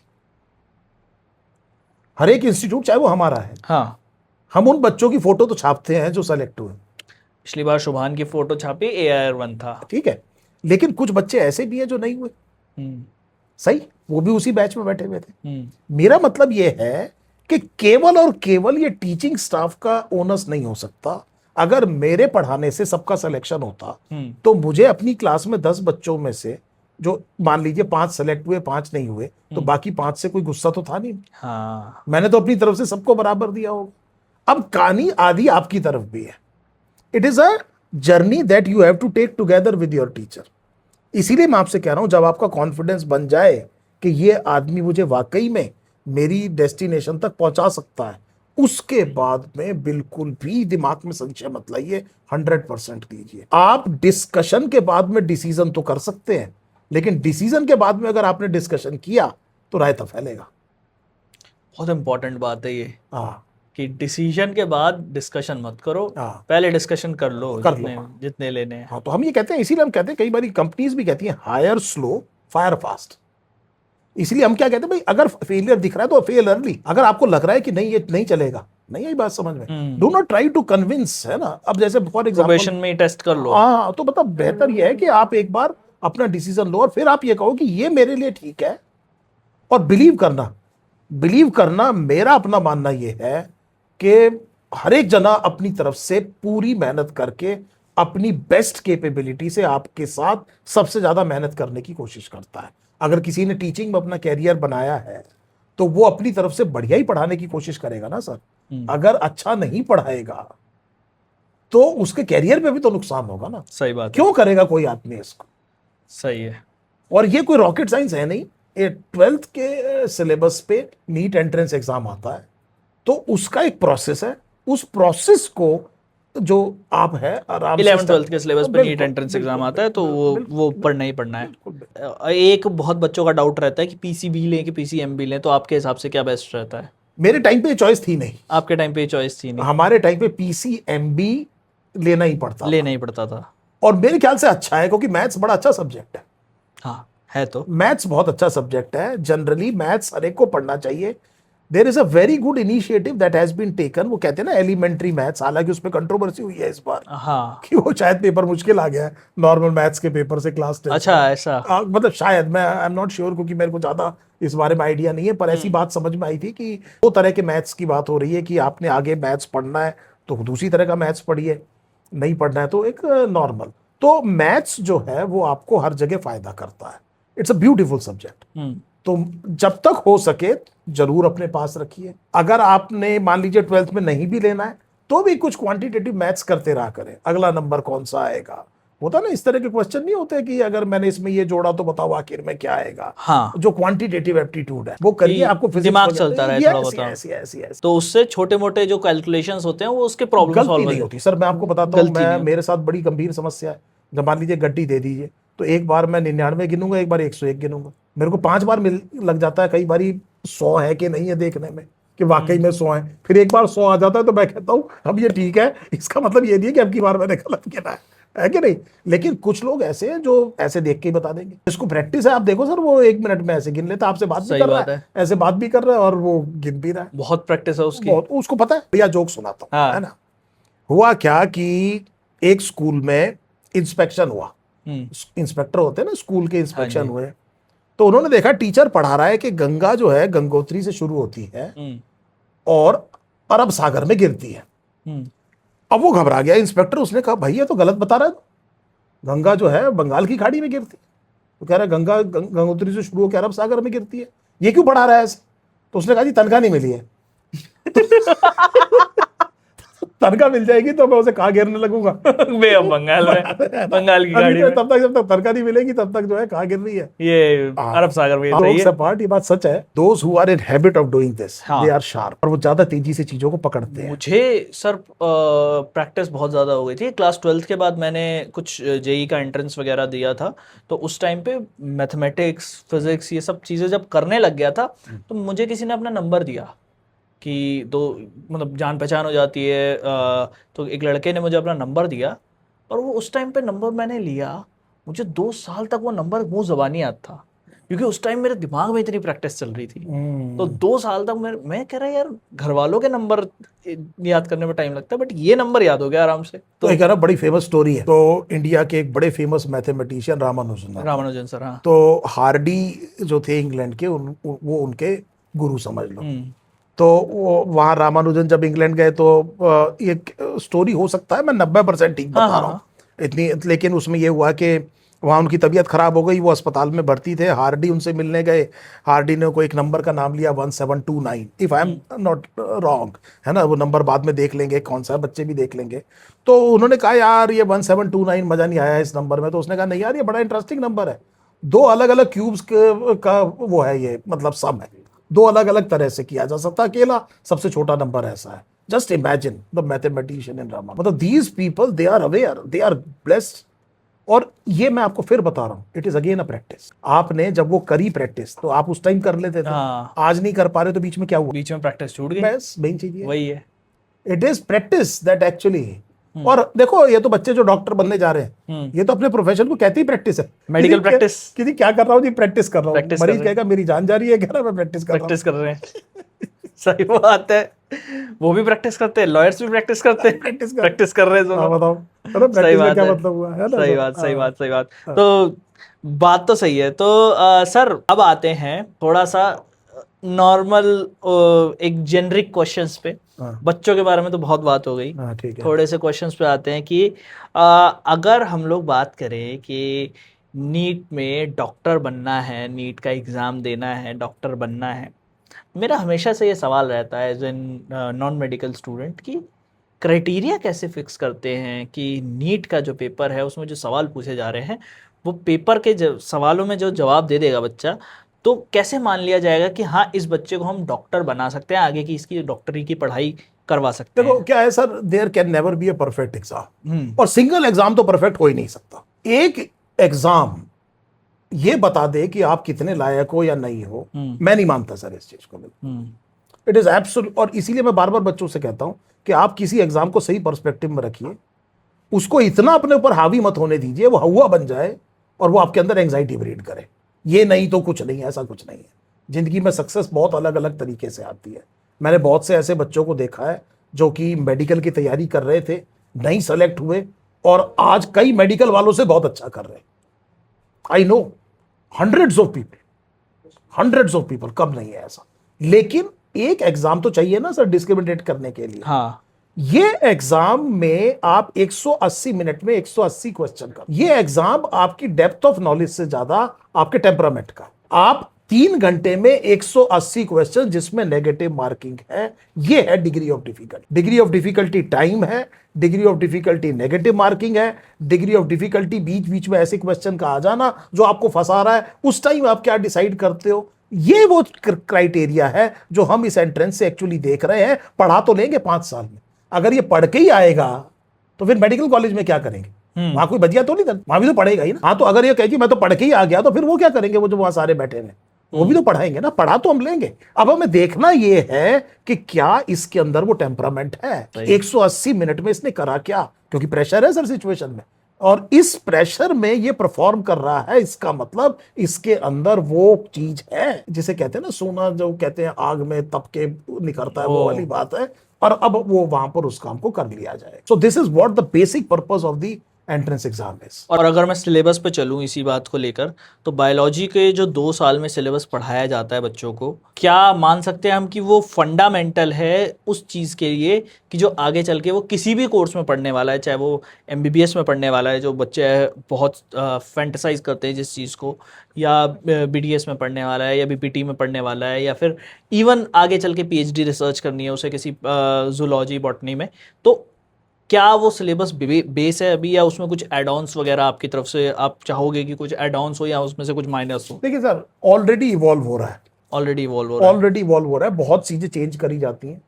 तो NCERT एक बॉडी है, उस बॉडी में बहुत बहुत पढ़े लिखे लोग, बहुत मतलब मुझे तो शब्द भी नहीं समझ में आ रहा, मेरी औकात नहीं है। मैं कुछ उन लोगों के बारे में कहूँ, वो they are gem of this nation, है ना। 30 40 लोग मिलकर के किताब को लिखते हैं, फिर उसके बाद में कमेटीज होती हैं जो उसको रिव्यू करती है, उसके बाद में फिर वो बात बच्चों तक पहुंचती है।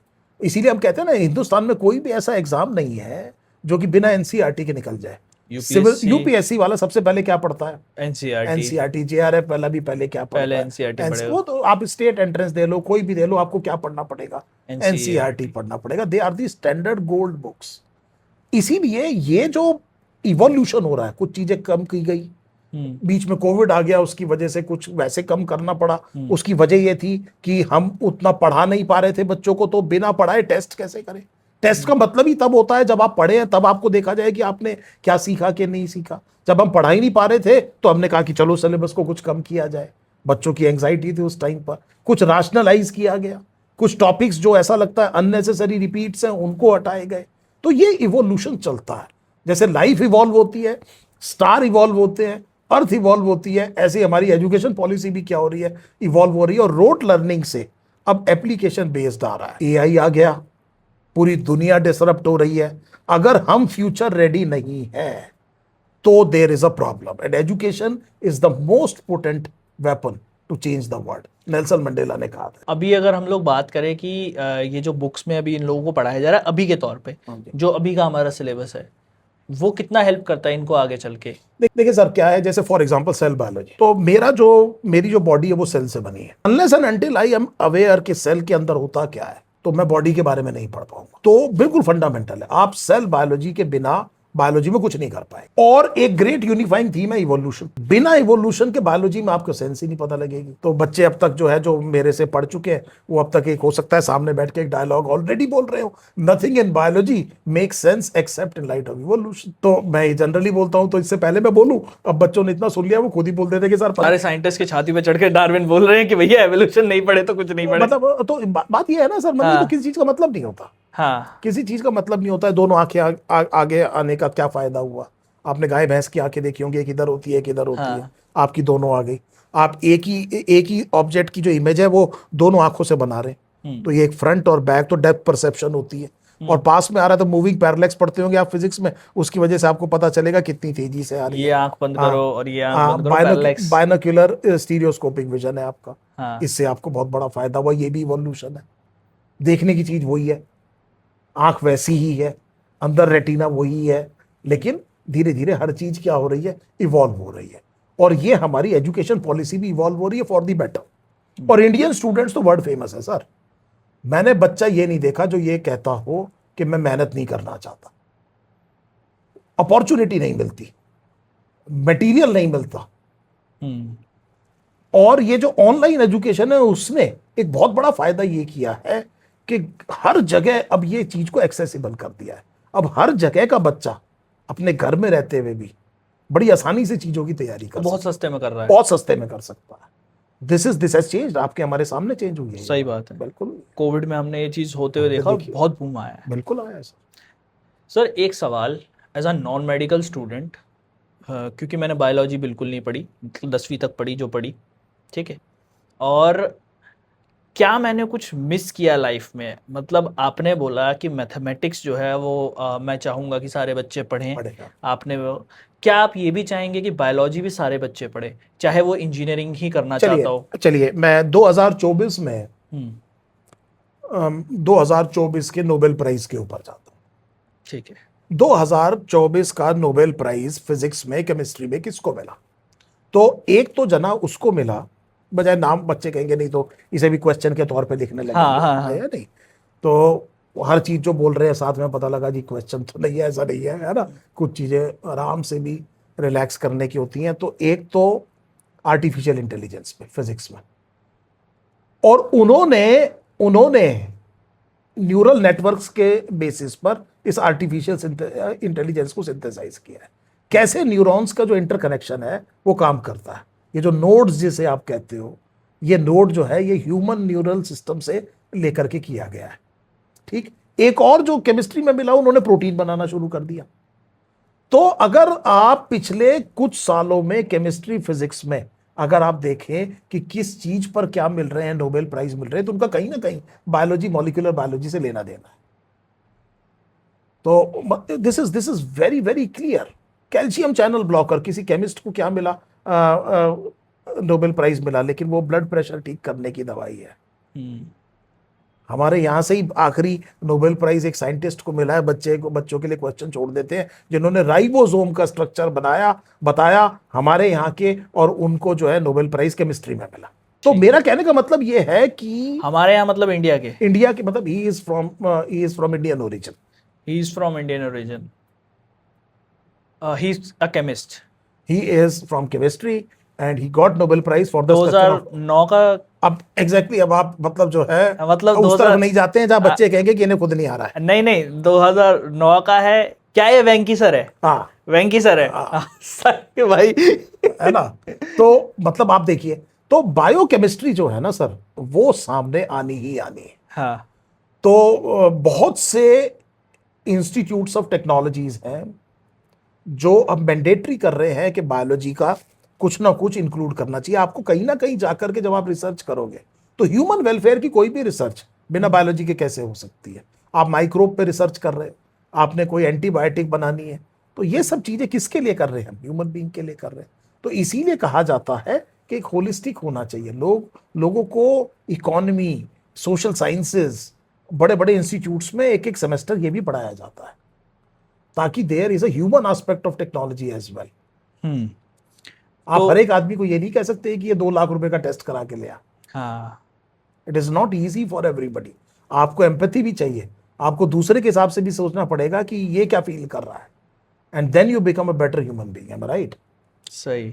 तो आपके हिसाब से क्या बच्चों को साइंस चुनते वक्त, क्योंकि एक बच्चा जो आगे चल के डीयू के एग्ज़ाम देने वाला है, जिसको बीएससी करनी है, मैं उनकी तरफ नहीं जाऊंगा जो बीटेक वीटेक करना चाहते हैं, जो एकदम ही मतलब जो एमबीबीएस करना चाहता है, जो बीटेक करना चाहता है, वो अलग लीग पे खेल रहे हैं कि आईआईएससी जाके अगर किसी को पढ़ना है तो भाई कि जेई एडवांस में रैंक 100 के अंदर लानी है, वो सब नहीं। बट अगर जो बच्चा सीयूईटी दे के डीयू जाना चाहता है, जो रिसर्च में जाना चाहता है, जो कुछ करना चाहता है, क्या आप उन्हें सजेस्ट करेंगे कि अपनी लाइफ में बायोलॉजी को भी इन्वॉल्व करें 11वीं 12वीं में? भले ही आप उसको एज अ हॉबी पढ़ें, ना कि subject. There are some very good materials available. कुछ ऐसी चीजें अवेलेबल हैं जो कि मतलब आप जिसे कहते हैं जनरल तौर पे पढ़ना चाहिए।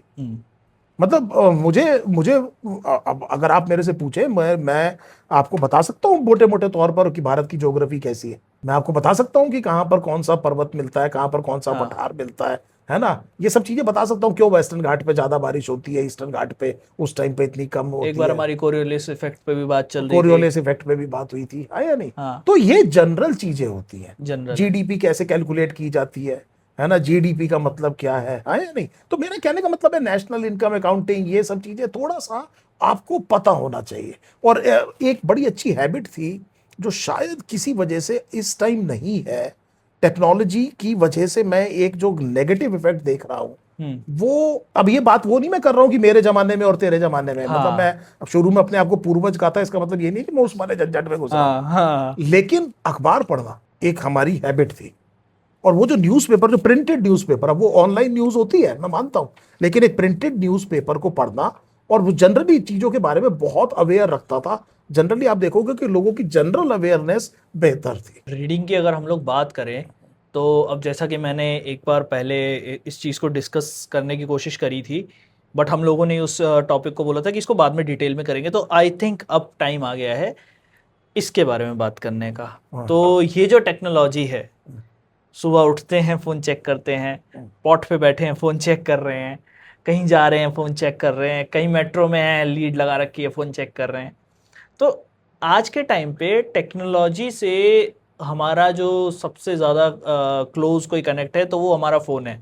पूरा टाइम जेब में पड़ा रहेगा या तो हाथ में पड़ा रहेगा, नहीं तो चार्ज होगा थोड़ी देर, 50% पे ही हम उसको निकाल भी लेते हैं कि भाई ज़्यादा देर नहीं होना चार्ज। तो ये जो चीज़ है कि एक्चुअल में हम लोग स्मार्टफोन के साथ एक चीज़ें सीखते भी हैं, लेकिन काफ़ी ज़्यादा घुसते जा रहे हैं, तो एक ब्रेन फेड होने लगता है। मतलब ये मैंने महसूस किया है कि किसी दिन अगर मैं सुबह उठ के सच में बहुत ज़्यादा टाइम दे दूंगा फ़ोन को, पूरा दिन मेरा वीक जाता है।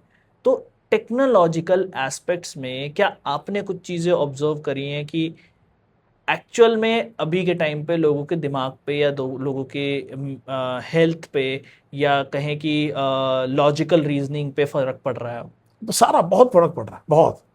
मैं आपसे एक बड़ा हंसी मजाक का नहीं, एक बड़ा संजीदा सवाल पूछता हूं। आपने किसी को मैसेज किया, पहली बात तो आपका दोस्त है तो आपको फोन करना चाहिए अगर आप घर नहीं जा सक रहे। हमारे टाइम पे ये था कि हम जाते थे उसके घर में, और भाई क्या हाल है, मतलब है कि नहीं, वो एक शेर है, मत पूछ क्या हाल है मेरा तेरे पीछे, तू देख क्या रंग है तेरा मेरे आगे, है ना।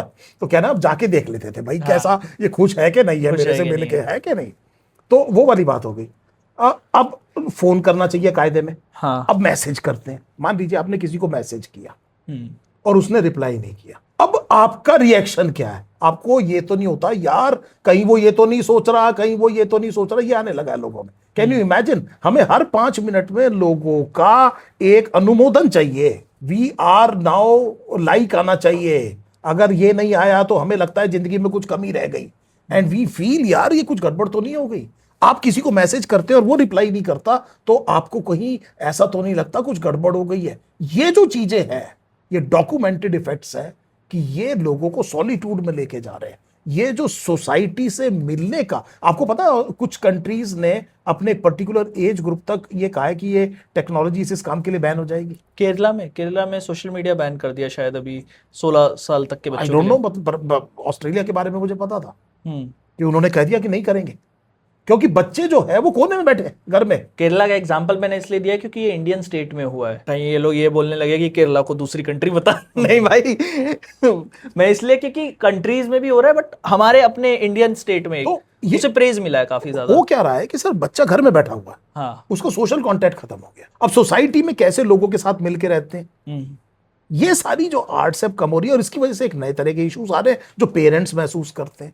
बच्चे को टेम्परामेंट की कमी हो रही है, हाँ, चिड़न ज्यादा हो जाती है, बहुत ज्यादा जल्दी गुस्सा हो जाता है, बहुत, है ना। तो ये सब जिद चीजें ज्यादा पेरेंट्स हो रही मेरे है। पास आते हैं, यस आते हैं कि जी अब क्या करें। तो करे क्या, वो जो मोबाइल है उसको छोड़ के फैमिली टाइम। अब फैमिली टाइम में सारे लोग जो है साथ में खाना लगा के बैठे हैं और सब अपने अपने फोन पे कर रहे हैं। मैं कह रहा हूँ ऑनलाइन ही खाना कर लो एक दूसरे के साथ बैठ के, कि तू भी खाना खा रहा है मैं भी खाना खा रहा हूँ। हाँ। तो इतना भी ये क्यों करना कि जी एक जगह बैठेंगे। अरे मेरे घर और पे बड़ी जिस टाइम इस पे आप बात सब में लोग वो होती बैठते है। हैं, जिस टाइम आप सब लोग बैठते हैं तो जाकर के एक जगह पे, एक है ना नेटफ्लिक्स पे एक बहुत बढ़िया एक डॉक्यूमेंट्री है, सोशल डिलेमा। Social dilemma. हाँ। उसमें जो बड़े बड़े जो कंपनीज के ओनर है वो कहते हैं हमने अपने घर में अपना ही ऐप बैन किया हुआ है। If I am right, Pinterest की बात हो रही थी, उन्होंने कहा जी हमने हमारे घर में अलाउड नहीं है। पिंटरेस्ट की बात हो रही थी शायद आप एक बार उसको देखिएगा कि भाई हमने अपने घर में ये कह रखा है कि ये काम नहीं होगा। और भी सोशल मीडिया हैं जो एक्चुअल में जिनके एल्गोरिदम्स बनते ऐसे हैं। मैं सोशल मीडिया कंटेंट क्रिएटर हूँ इसलिए मुझे पता है कि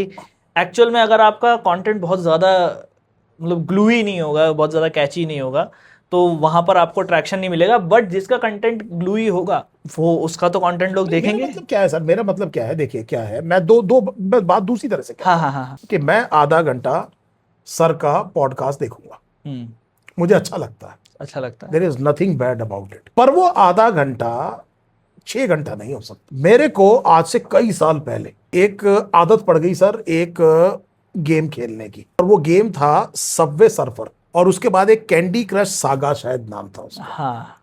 तो सबवे सर्फर में मेरे पास 2 करोड़ कॉइन है सर। मतलब जिंदगी में मेरे पे 2 रुपए नहीं है, मतलब आप समझ रहे हो, उसमें मेरे पास कितने हैं सर, 2 करोड़। और मेरा जो है ना एक बारी का स्कोर पता नहीं कितना है। तो वो उसमें क्या होता था सर, किसी किसी दिन ट्यूसडे को, इफ आई एम राइट, अभी अब तो मैंने कई सालों से उसे हाथ नहीं लगाया, पर ट्यूसडे को उसमें जैकपॉट्स निकलते थे, 8-8, 9-9 लाख कॉइन एक साथ निकलते थे।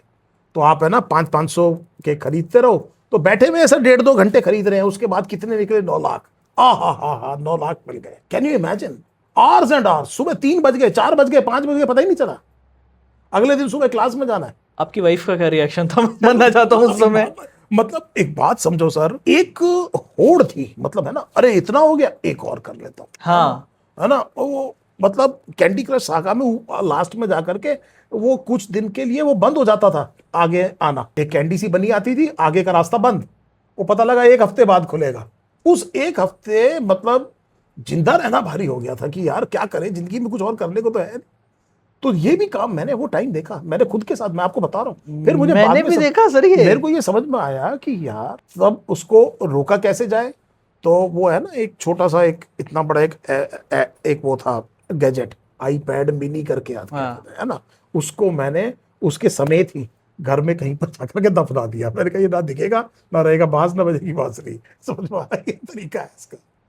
तो मैंने वो बहुत टाइम, कई घंटे आप गिनोगे तो आप कमाल कर दोगे। आप यू कैन इमेजिन जो मैं कह रहा हूँ, जिस लेवल की मेरी एक्सपर्टीज। सही बात है सर, सही बात है। तो आपने तो वो है कि गैजेट ही छुपा दिया, बट आज के टाइम पे लोगों को फोन का एडिक्शन है।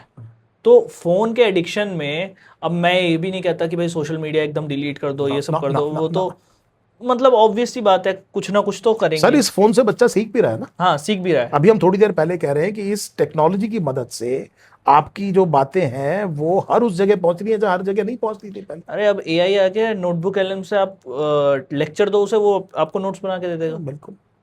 तो हम लोग इसको मिनिमाइज कैसे करें, एक नीट एस्पिरेंट है या कोई भी है इंसान इसको मिनिमाइज कैसे करें कि मिनिमम इसका यूजेज हो, मैक्सिमम आउटपुट हो? पहली चीज तो ये है कि अभी आपने एक शब्द इस्तेमाल किया, एडिक्शन। तो ऐसी एक ड्रग एडिक्शन भी होता है। हाँ। तो ड्रग एडिक्शन को आप कैसे पहचानते हैं? आप कहते हैं विड्रॉल सिम्टम होते हैं। विड्रॉल सिम्टम का मतलब यह है कि अगर आपको वो ड्रग ना मिले तो घबराहट होगी, कुछ सिम्टम्स होंगे, उन सिम्टम्स को कहते हैं विड्रॉवल सिम्टम्स। आप 2 घंटे अपना फोन उठा के रख दीजिए, आप देखिए आपको विड्रॉल सिम्टम तो नहीं हो रहा, मन तो नहीं कर रहा जाके देखने का। वही सोशल डिलेमा वाले जो एपिसोड है उसी की बात बता रहा हूं आपको, हाँ या नहीं? अगर हो रहा है तो चेत जाइए, अब आप कहीं गड़बड़ है ना, आप इस जाल में फंसते जा रहे हैं। इस टाइम पर इसको भी इसकी सही जगह दिखानी जरूरी है। आपको यह बताना है कि ये आपका बॉस नहीं है, आप इसके बॉस हैं। आप इसका इस्तेमाल करेंगे, आपका नहीं। This is what is the effort that is needed. उठा के रख दीजिए, बजने दीजिए, कोई बात नहीं, ठीक है। नहीं उठाना है तो नहीं उठाना है। आधे घंटे इसको देखूंगा, शिवा सर का क्या देखूंगा, प्रोग्राम देखूंगा, पॉडकास्ट देखूंगा, जो भी आपका मैसेज है उस टाइम पर 4 से 5 बजे देखूंगा। ये फैसिलिटी है ना सर। आप अपने टाइम के हिसाब से, अपनी मर्जी से, अपनी पसंद की चीज देख सकते हैं कि नहीं देख सकते। तो अगर आपको इस तरह का कोई विड्रॉल सिम्टम हो रहा है तो खतरे की घंटी है, उठा करके रख दीजिए साइड में, आज संभालिए, बड़ी आसानी से छूट जाएगा। तो आई थिंक सर हम लोगों ने काफ़ी सारी चीज़ें अभी के टाइम पे डिस्कस कर ली हैं। नेक्स्ट, क्योंकि अभी हमारे पॉडकास्ट कंटिन्यू रहेंगे, बिल्कुल, और जो आप लोगों को इसमें सवाल पूछने होंगे और जो इसमें चीज़ें वैरायटी की पूछनी होंगी वो आप लोग पूछ सकते हो। शर्मा सर यहीं पे हैं, मैं यहीं पे हूँ। आप लोगों के सवाल मैं शर्मा सर तक, कपिल सर तक लेकर आता रहूँगा। एक स्पेशल एपिसोड मैं करने का ट्राई कर रहा हूँ जिसमें एक तरफ बैठे होंगे कपिल सर, एक तरफ बैठे होंगे शर्मा सर। और उस एपिसोड में मतलब चीज़ें अलग होंगी।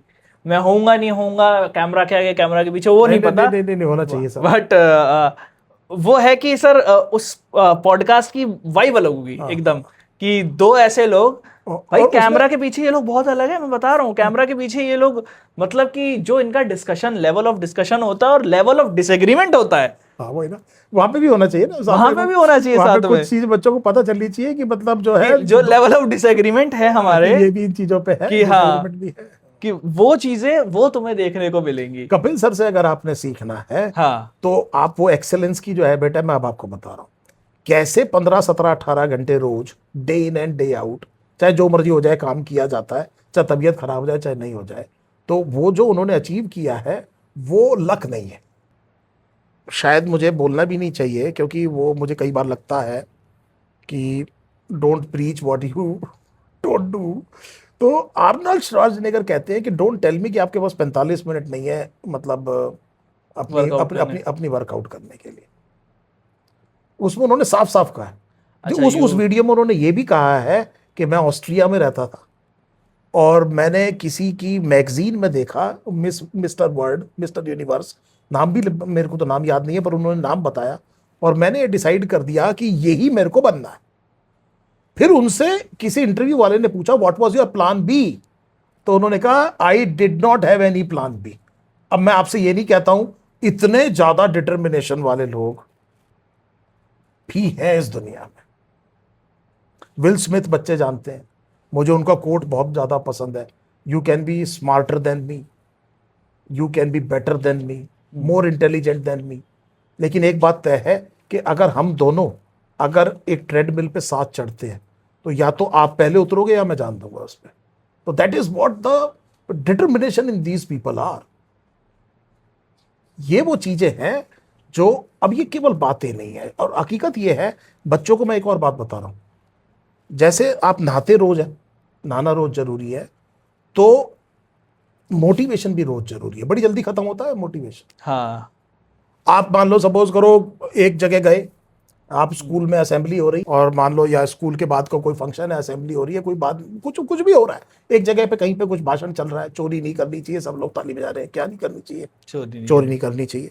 जब वो फंक्शन खत्म हुआ तो आप बाहर निकले दूसरे की चप्पल पहन के घर है कि नहीं? तो मोटिवेशन का जो है ना, वो इतनी देर ही रहता है, इसीलिए रोज जरूरी है।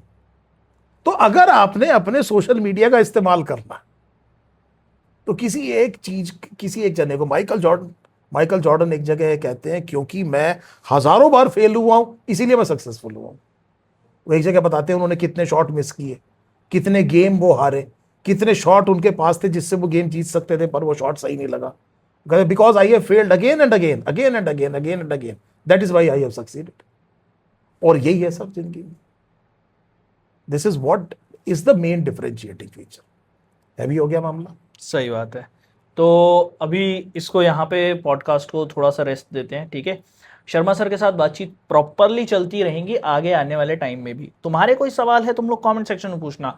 इंस्टाग्राम पे देख रहे हो तो शर्मा सर का इंस्टाग्राम है, हम लोग, मैं हूँ शिवा मौर्य, ये डॉक्टर NK शर्मा है। बहुत सारी वीडियो तुम देख चुके होगे, अब तुम्हें मेरा इंट्रोडक्शन मिला होगा, ठीक है, क्योंकि हमने चीज़ें ऐसी ही रखी थी, हमने कहा कंटेंट पहले इंट्रोडक्शन बाद में। तो अब अगर तुम्हें कोई भी सवाल या कोई भी ऐसी चीज़ें पूछनी है, कमेंट सेक्शन में तुम्हारे लिए खुला हुआ है, ओपन है, जाके सवाल पूछो। और सवाल पूछने के बाद फिर हम उसको रिव्यू करके शर्मा सर से दोबारा से सवाल वो वाले पूछेंगे, ठीक है। वैलिड है सर? बहुत बढ़िया, बहुत बढ़िया। Okay, thank you very much.